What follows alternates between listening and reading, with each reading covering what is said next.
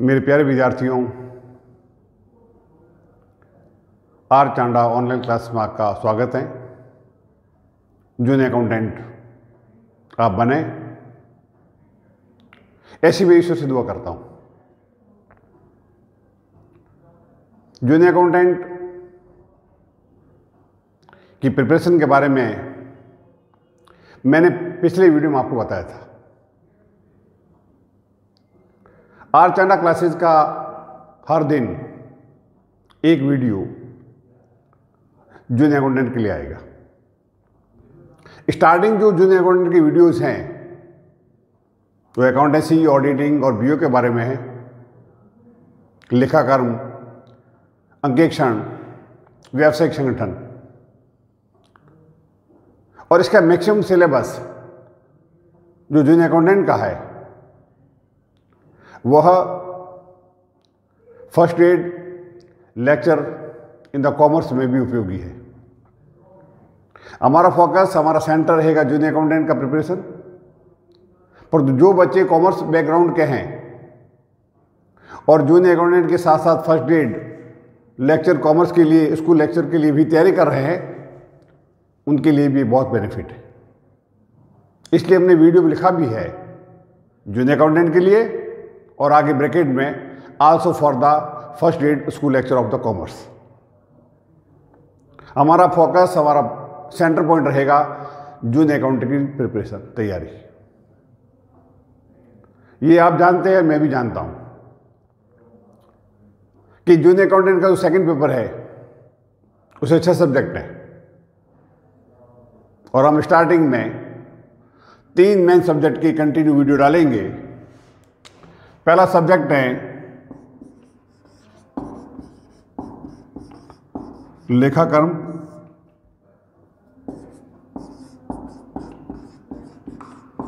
Accountancy. Second है अंकेक्षण, auditing. और थर्ड है व्यावसायिक संगठन, बिजनेस ऑर्गेनाइजेशन। मैं पढ़ाते समय ये जानता हूं कि आप मुझे 2 किलोमीटर दूर से या 500 किलोमीटर से या 1000 किलोमीटर से देख रहे हो, मेरा वीडियो आप देख रहे हो। मैं ये भी जानता हूं कि आप में से अधिकतम बच्चे नॉन कॉमर्स के हैं, बीए, बीएससी, एमए, एमएससी। उनकी बीकॉम एमकॉम नहीं था। पर मैं आपको बता दूं कि मैं सभी स्टूडेंट्स को ये मान के चलूंगा कि आप नॉन कॉमर्स के स्टूडेंट्स हो, चाहे आप कॉमर्स के हैं चाहे नॉन कॉमर्स के। मैं ये मान के चलूंगा यू आर जीरो। मैं आपको सुनने मानते हुए पढ़ाऊंगा। इसलिए आप कॉमर्स के बच्चे हैं, स्टूडेंट्स हैं या नॉन कॉमर्स के, तनाव रहित, बिल्कुल चिंता मत कीजिए। एक एक पॉइंट विद कंसेप्ट क्लियर होगा by the grace of God, भगवान की दया से। मेरी स्टार्टिंग जो वीडियो है वो कंटिन्यूसली आएंगे अकाउंटेंसी के संबंध में। मैंने कुछ क्लासेज की वीडियो देखे जिसमें अकाउंटेंसी पढ़ाते हैं और उसके साथ ऑडिट, अंकेक्षण पढ़ाना शुरू कर देते हैं। मुझे बड़ा आश्चर्य होता है। नॉन कॉमर्स का बच्चा जो ये जानता भी नहीं है कि लाभानी खाता क्या होता है, चिट्ठा क्या होता है, बैलेंस शीट क्या होती है, मानद लेखाकार, चार्ट अकाउंटेंट क्या होता है, उसे हम ऑडिटिंग पढ़ा दें बिना अकाउंटेंसी पढ़ाए हुए। How is it possible? मैं बोलूं अंकेक्षक लाभानी खाते की जांच करेगा, शुद्ध लाभ या शुद्ध हानि को पूंजी खाते में समायोजित किया जाएगा, बैलेंस शीट विवरण है जिससे आर्थिक स्थिति की जानकारी मिलती है। अब आप जो लोग मेरा वीडियो देख रहे हो, सुन रहे हो, नॉन कॉमर्स का बच्चा इन 3 लैंग्वेज को, 3 भाषा को समझ नहीं पाया। रीजन है ये ऑडिट थी, ये अंकेक्षण था। तो जब तक बेसिक अकाउंटेंसी के चैप्टर कंप्लीट नहीं होते हैं तब तक ऑडिटिंग पढ़ाना स्टूडेंट के साथ चीटिंग करना है, स्पेशली नॉन कॉमर्स स्टूडेंट्स के साथ में। मैं पढ़ाऊंगा, आपको समझाऊंगा वैसे ही जैसे क्लास में आप मेरे सामने बैठे हैं। इसलिए मेरी एक सलाह है आप लोगों को कि आप वीडियो देखें आर चांडा क्लासेज का, आपके कंसेप्ट क्लियर हो रहे हैं, आपको पसंद आ रहा है, तो मैं ये भी चाहूंगा कि आपके लिए ये बहुत उपयोगी बन जाए। और इसके लिए जरूरी है कि आपके पास में कुछ पुस्तकें होनी चाहिए। मैं ये भी जानता हूं और आप भी ये जानते हैं, सारे क्वेश्चन ऑब्जेक्टिव टाइप के आएंगे। जब वो क्वेश्चन मैं बनाऊंगा बोर्ड पर, आपके सॉल्व करूंगा, तो आपको मालूम पड़ेगा कि आपके पास जो भी गाइड है, आप कोई भी गाइड परचेज करते हैं, कोई भी ऑब्जेक्ट सॉल्व का सेट आपके पास है, आप सॉल्व कीजिए मेरे द्वारा पढ़ाए जाने के बाद में। आपको लगना चाहिए कि चांडा क्लासेज में जो कुछ आपको पढ़ाया गया था उससे आपके क्वेश्चन सॉल्व हो रहे हैं। परंतु मैं आपको सलाह दूंगा कि गाइड आपके लिए हेल्पफुल हो सकती है, परंतु एक गाइड में क्वेश्चंस की लिमिटेशन होगी और वो कंसेप्ट क्लियर नहीं कराएगी। गाइड आप जरूर लीजिए, कोई जो गाइड आपको अच्छी लगती है आप लीजिए, उसके ऑब्जेक्ट क्वेश्चन को आप सॉल्व करेंगे। परंतु अकाउंटेंसी में जो स्टार्टिंग हमारे वीडियोस हैं, उसके लिए मैं आपको सलाह देता हूं, चाहे आप कॉमर्स के बच्चे हैं चाहे नॉन कॉमर्स के बच्चे हो, आपके पास 4 या 5 बुक्स होनी चाहिए। आप चाहे हिंदी मीडियम के हैं चाहे इंग्लिश मीडियम के हैं, उससे कोई फर्क नहीं पड़ता है। जो बुक्स आपके पास होनी चाहिए, मैं चाहूंगा आप आज या कल में इस बुक्स को लें। राजस्थान बोर्ड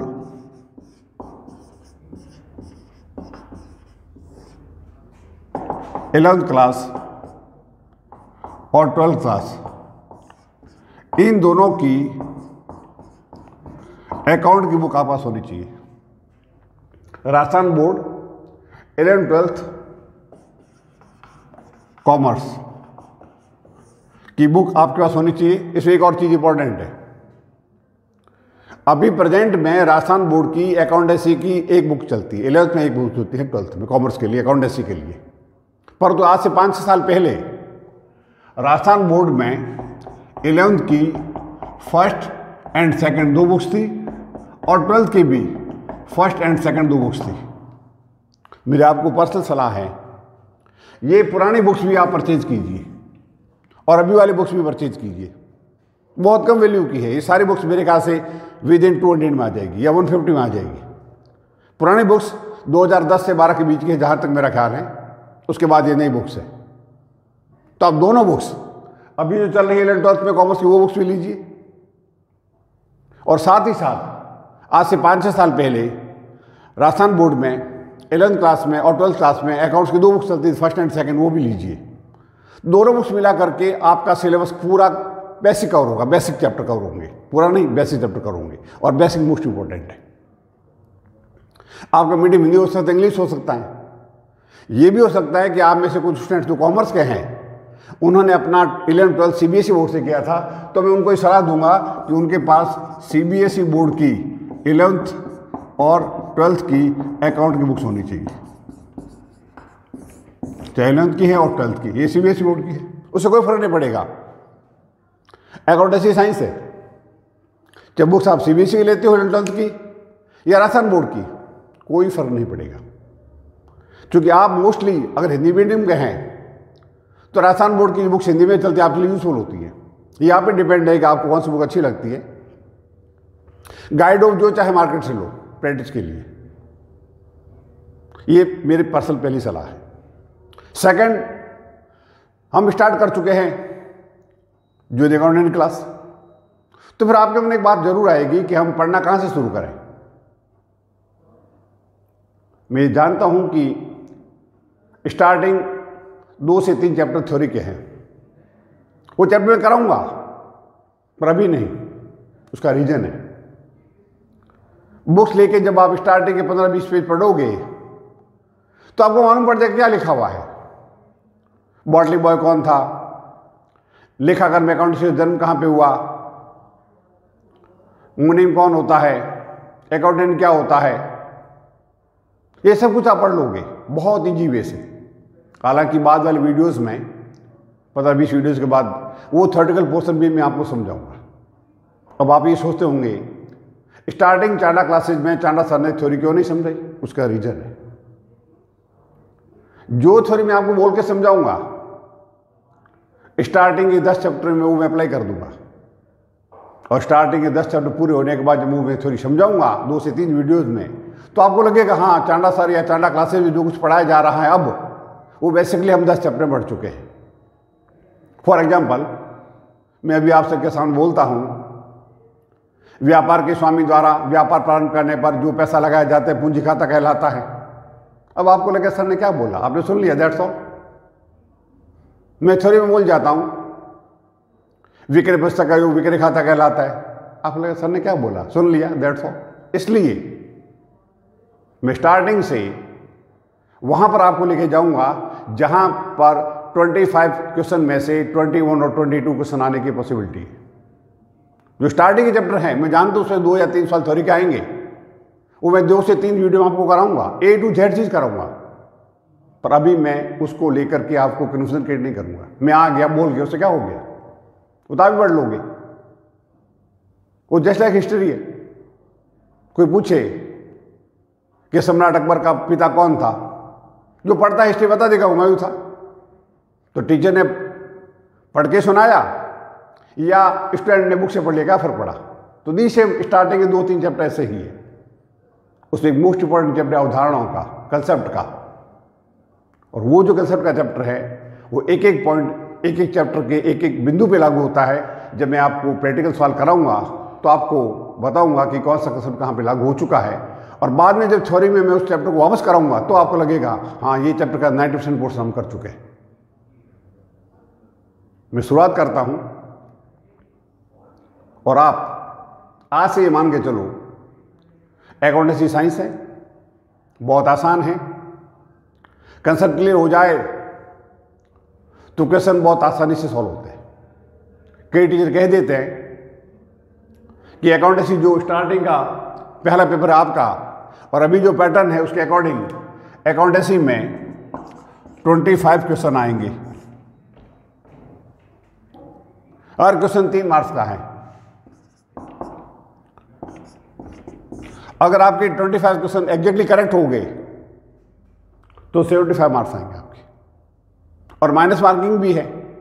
अगर एक क्वेश्चन गलत होता है जो कि 3 मार्क्स का है तो उसका 1/3 लेस हो जाएगा, अर्थात -1 हो जाएगा।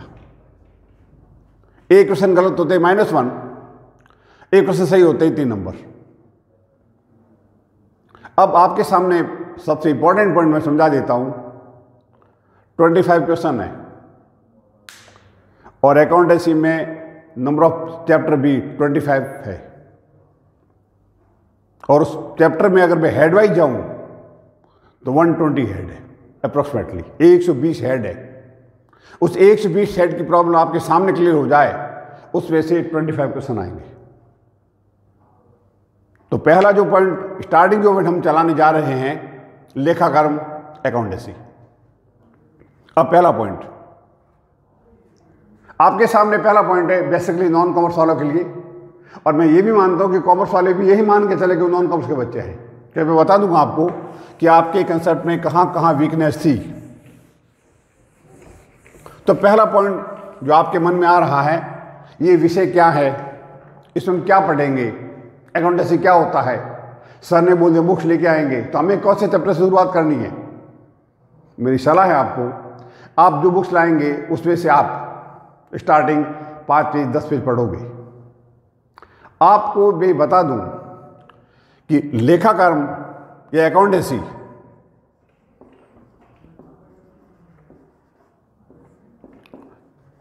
लेखा शास्त्र,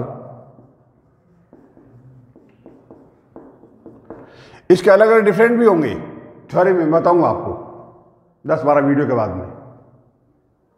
फिलहाल जो आपको ध्यान रखने वाली बात है वो ये कि लेखा शास्त्र का अकाउंटेंसी का संबंध व्यापार से है, बिजनेस से है। सेकेंड पॉइंट, ये बिजनेस व्यापार जो किया जा रहा है वहां पर भी लेखा शास्त्र काम में आता है, और कई ऐसी संस्थाएं हैं जहां व्यापार नहीं किया जाता है, वहां पर भी लेखा शास्त्र उपयोगी होता है। अब सिंपल वे से मैं आपको वहां लेके चलता हूं जहां से आपका अकाउंटेंसी स्टार्ट हो रहा है। एक फर्म है, एक व्यापार है, उसका नाम है जोधपुर ट्रेडर, और ये दुकान किराना की है। ये किराना स्टोर है, घी, तेल, दाल, आटा इत्यादि चीजें बेची जाती और खरीदी जाती। और तुम्हें ऐसा मान के चलना है कि तुम तुम जोधपुर ट्रेडर के अकाउंटेंट हो।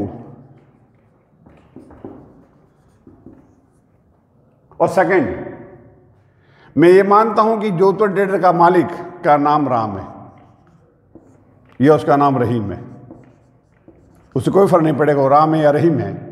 और मैंने 2 लाइन बीच में खींचनी है। तुम्हें ये मान के चलना है कि तुम अकाउंटेंट हो, तुम मुनीम हो जोधपुर ट्रेडर के, और मालिक राम है या रहीम है।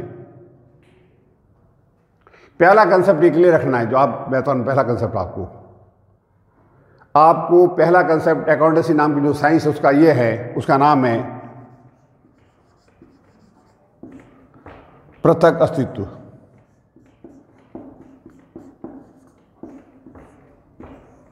इशू इंग्लिश में कहते हैं सेपरेट एंटिटी कंसेप्ट।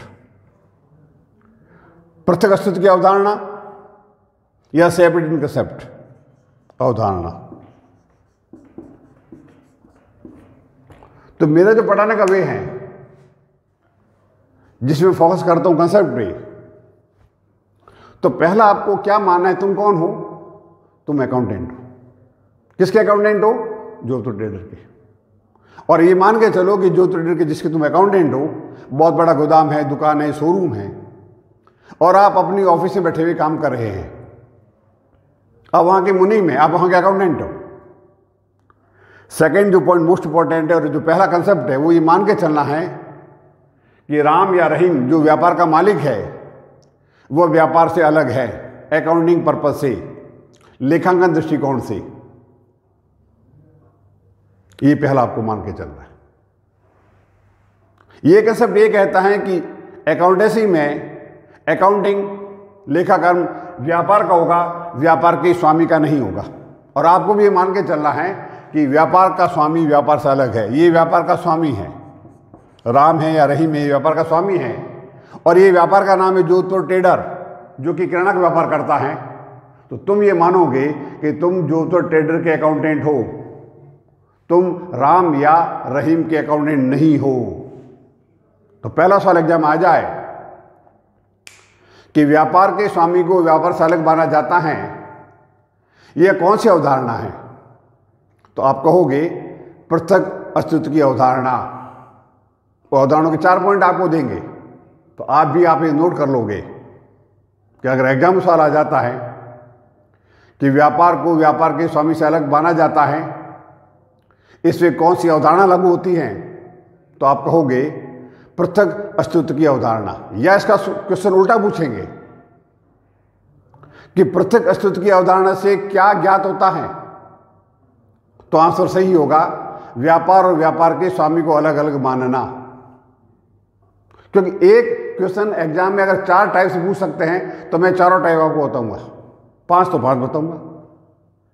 ये माइनस पॉइंट हो जाता है बुक्स और गाइड का। वो जो चीज लिखी जाएगी उसको आप पढ़ोगे, पर नहीं, उसके अलावा मैं 3 से 4 गुना 5 गुना परमपिता ईश्वर की कृपा से आपको बताऊंगा। तो आपके सामने एग्जाम सॉल्व में प्रॉब्लम नहीं आए, अब सर इसका क्या लिखे, सब कुछ लिखना है, सब कुछ बताऊंगा। अब एक और पॉइंट, ये भी जो मैंने पॉइंट बोला वो सभी गाइड में लिखा हुआ है, पर एक पॉइंट एग्जाम में इंपॉर्टेंट आ सकता है जो किसी गाइड में आपको नहीं मिलेगा। वो ये कि कानून के दृष्टिकोण से, लीगल पॉइंट ऑफ व्यू से, ये आयकर के दृष्टिकोण से क्या पृथक अस्तित्व की अवधारणा लागू होती है? अभी मैंने बोला लेखांकन दृष्टिकोण से, from the view of accounting, तो तुम कहोगे यस, आंसर सही है। व्यापार का स्वामी अलग अलग होते हैं, तो व्यापार के अकाउंटेंट हो, तो व्यापार के स्वामी के अकाउंटेंट नहीं हो। परंतु एग्जाम में क्वेश्चन आ जाए कि विधान के दृष्टिकोण से, एग्जाम क्वेश्चन आता है, विधान के दृष्टिकोण से, लॉ के दृष्टिकोण से या इनकम टैक्स के दृष्टिकोण से अगर ऐसा कोई भी वर्ड लिखा हुआ जाता है और आपसे पूछा जाता है कि क्या पृथक अस्तित्व की अवधारणा लागू होती है, तो आंसर होगा नो, नहीं। ये सवाल पूछ सकते हैं, तो किसी गाइड में नहीं होगा, कहीं पढ़ाया नहीं जा रहा है, ये सवाल आ सकता है। उसका रीजन है अलग अलग क्यों नहीं है। उसका रीजन ये है, कानून के दृष्टिकोण से in the I of the law व्यापार और व्यापार का स्वामी अलग अलग है। अगर व्यापार को टैक्स चुकाना पड़ा तो स्वामी चुकाएगा, अगर टैक्स चुकाने में गलती हो गई तो दंड स्वामी भुगतेगा, अगर पैसा नहीं चुकाए गए तो कोर्ट केस या नोटिस स्वामी को आएगा, इसलिए वो अलग नहीं है। पर लेखांकन दृष्टिकोण से, अकॉर्डिंग पर्पज से, जब भी आप रिकॉर्डिंग करोगे उस समय मान के चलोगे राम और रहीम का जो तो ट्रेड से कोई संबंध नहीं है। कि पहला पॉइंट जो मैं अभी 10 मिनट तक लगातार बोलता रहा हूं, उस एग्जाम में आपके 5 क्वेश्चन बनेंगे। पहला क्वेश्चन ये बनेगा कि पृथक अस्तित्व की अवधारणा क्या होती है, तो आंसर सिंपल है, व्यापार को व्यापार के स्वामी से अलग माना जाता है, उस अवधारणा को पृथक अस्तित्व की अवधारणा कहते हैं। इसका उल्टा सवाल आएगा कि स्वामी और व्यापार अलग अलग होते हैं, ये कौन सी अवधारणा है, तो ये पृथक अस्तित्व की अवधारणा है। तीसरा और डीपली क्वेश्चन अगर आ गया तो पूछेंगे कि किस दृष्टिकोण से पृथक अस्तित्व की अवधारणा लागू होती है, तो होगा लेखांकन के दृष्टिकोण से, from the view of accounting. और अगर एक क्वेश्चन सबसे इंपॉर्टेंट आ गया कि वैधानिक दृष्टिकोण से, कानूनी दृष्टिकोण से, from the view of law, क्या पृथक अस्तित्व की अवधारणा लागू होती है, तो आंसर होगा नो। तो इसका अर्थ क्या निकलेगा? इसका अर्थ ये निकलेगा कि व्यापार पर कोई कोर्ट केस किया जाता है, व्यापार को पैसा चुकाना है, तो इस चुकाने का दायित्व व्यापार के स्वामी का होगा, इसका कंसेप्ट है। तो पहला पॉइंट मेरे ख्याल से आपके क्लियर हो चुका है कि अस्तित्व की अवधारणा क्या होती है। और जब तक मैं पढ़ा रहा हूं तब तक जो तो ट्रेडर का अपने आप को अकाउंटेंट मानोगे। एक एक पॉइंट कंसेप्ट सहित क्लियर होगा। एक क्वेश्चन एग्जाम में अगर 6 टाइप से पूछा जा सकता है, तो मैं ट्राई करूंगा ईश्वर की कृपा से कि 6 की 6 टाइप आपको बता दूं, उसका सॉल्यूशन भी बता दूं। और हमारे यहाँ पढ़ने के बाद आप किसी भी गाइड के क्वेश्चन सॉल्व करते हैं तो क्वेश्चन सॉल्व होने चाहिए। तब तो आपका इस वीडियो में मेरे से पढ़ना, मेरा गाइडेंस लेना, अपना टाइम देना, इसे सब्सक्राइब करना इंपॉर्टेंट हो सकता है। मैं पढ़ा दूं, आपने पढ़ लिया और आपके क्वेश्चन सॉल्व नहीं हो पाए, फिर पढ़ाना और नहीं पढ़ाना बराबर हो गया। मैं यहाँ बोलने के लिए नहीं आया हूँ, मैं आपको पढ़ाने के लिए आया हूँ। मैं बोल जाऊँगा, आप सुन लोगे, ये बात तो टैप रिकॉर्ड में हो सकती है। नहीं, मैं आपको उसी वे से पढ़ाने की ट्राई करूँगा कि आपको लगे मैं इंडिविजुअली आपको ही पढ़ा रहा हूँ। क्लास आर चांडा क्लासेज है, मेरे स्वर्गीय पिता रतनलाल जी चांडा के नाम से है। मेरी धर्मपत्नी विजयलक्ष्मी चांडा क्लास चला रही है। आज और इसके बाद कंटिन्यू वीडियोज आएंगे। स्टार्टिंग में पहले कहा कि मैं अकाउंटेंसी में लूँगा, तो ये मात्र जूनियर अकाउंटेंट के लिए है, परंतु इसका maximum use, total use first aid commerce वालों के लिए भी होगा। ईश्वर आपकी मदद करे।